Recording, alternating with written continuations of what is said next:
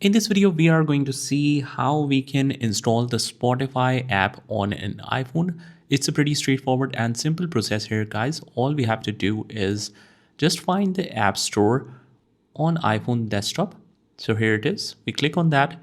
And once you open that up, you need to make sure that you are connected to Apple ID. If not, you can check out the other videos on my channel on how you can create that Apple ID. So without that, you cannot download any application. So once you have connected to the Apple ID, you will see your profile on the top right hand corner. And then you can search it down at the search bar for any app you want.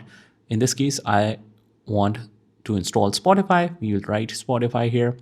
And from here, we will see the Spotify application, and next to it is this get button. We click on that and it will start installing immediately. And it will ask you for the verification, whether with the password or the Face ID. And after that, it will start installing. And once it is installed, you will get this open button. You click on that. And after that, you can sign up for free. Let's just actually create a new account. And after that, you can just simply log in with your credentials or sign up for free. And that is how we do it. I hope you found this video helpful. And if you did, hit the like button and subscribe to our channel. And I will see you in the next one.